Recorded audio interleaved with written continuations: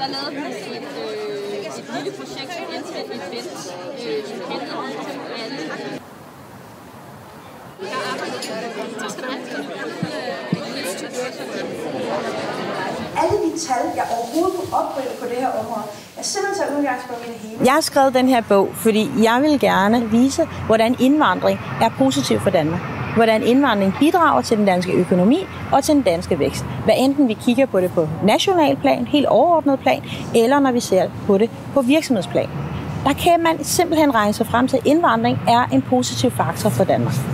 På Gyldendals vegne, så vil jeg gerne have lov til at... Særligt gør jeg op med nogle myter, og det er nogle gode gammeldags myter i virkeligheden. Det er noget med, at indvandrerne tager jobbene, at de ikke deltager i fællesskabet, og hun tager udgangspunkt i statistik og økonomi.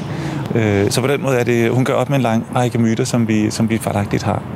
Altså mangfoldige til bundlinjen end de ikke mangfoldige. Vi ved jo, at vi har i Danmark brug for at være mere internationale. Vi er alt for danske i alt for meget af det, vi siger og gør i vores virksomheder og organisationer. Vi har brug for at forstå, hvad det vil sige at agere i en global verden, og det kræver, at man forstår, hvad der foregår uden for Danmark. Det kræver, at vi har flere ikke-danskere der, hvor der træffes vigtige beslutninger, og det har vi ikke i dag.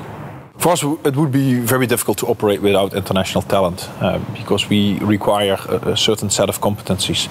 So that would simply mean that we had then to do the work elsewhere and not in Denmark. We are dependent on availability of highly skilled, highly trained people. Det er vigtigt at tiltrække og fastholde højtuddannet arbejdskraft. Vi har desværre ikke altid de kompetencer i Danmark, som vi skal bruge, og hvis vi endelig har dem, så har vi ikke nok af dem. Og mange af vores unge studerende er desværre også lidt længere om at komme gennem systemet. Så vi er simpelthen nødt til at kigge uden for Danmarks grænser, og det er resten af Europa også, så vi er i hård konkurrence. Den der faderlige venstrerolle.